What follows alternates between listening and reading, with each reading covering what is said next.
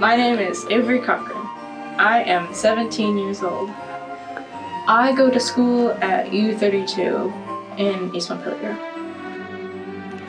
How many years have you played in the VYOA? This is my second year in the VYOA. That's right. I think what's kept me with the flute is, well, you think about Daphnis and Chloe, and the Ravel solo in the beginning of Bolero, and just all of those pieces, and just all of those moments where the flute gets to shine over the entire orchestra. Yeah. I've been in orchestra before, so when I was in 8th grade, we played Dvorak's 8th Symphony.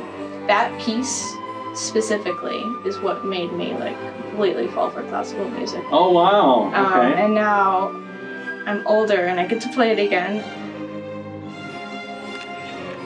So do you listen to orchestral music? I do listen to it. I have a friend that I met in New England a couple of years ago, and we just send music back and forth. Him mostly piano trios because he's a violinist. Me, anything that's by Ravel and Debussy because the orchestration is just beautiful. Oh wow! So are those your favorite composers? I think so right now. Yeah. One of my favorite memories from last year was we were playing the Luke Hannington piece. Mm-hmm. And we got to a part with a whole bunch of triplets over some lyrical strings. I said, "What does this sound like?" And you raised your hand and were so confident. Tchaikovsky. Yes. Yes, that's correct. And I think when I'm listening to music, that's my favorite thing to find is similarities between pieces of different composers in different time eras. Like when I realized that Sondheim actually copied Ravel's left-hand piano concerto.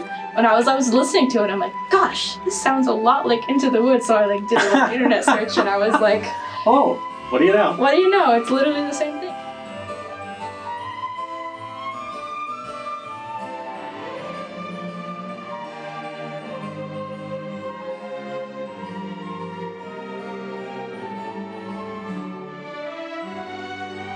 So, speaking of your senior solo, which piece did you choose?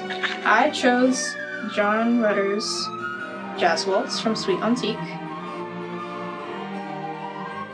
It just has this aesthetic and this vibe that just makes your soul just really warm and fuzzy on the inside, and I love that. And I love the fact that it's a little bit jazzy. I've always been fond of jazz. I listen to a decent amount.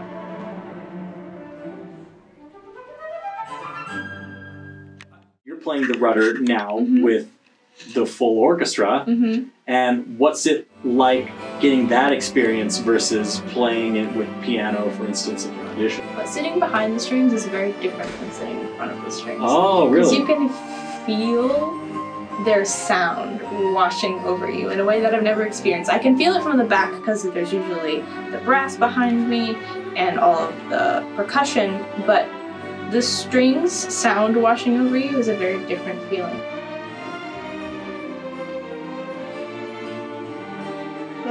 Well, it's a lot of fun. It's a different experience being a soloist, right? It definitely is. I think after having tried both at this point, I mean, I'll be not for very long this second experience. I like still sitting where I usually sit in the back, but it's still feeling that strings hit me.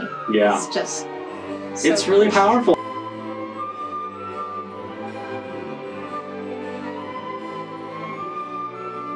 So there's a whole lot of, I think there's kind of something for everybody on this October concert. Definitely. Yeah, what do you think? What do we got on the menu? We got the... In terms of genre, at least, I think, well, we have a bit of jazz, the Suite Antique, and the cartoon piece. And we have the classics. I'm glad you picked a lot of classics this year, Dr. Alpizar. So you got the Schubert, of course. Oh, the Grieg, and then the Largo El Factorum.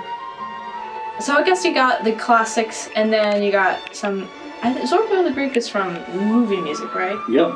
So those are always fun. Whenever I would go to see youth orchestra concerts when I was little, when I was in a younger orchestra, I always loved going to film music. So I'd be like, oh my gosh, I recognize this. Yeah. And I think that makes classical music more relatable when you recognize it. And I think that this concert is a whole lot of classics, but it's classics that people are going to recognize. I know, and that's really exciting.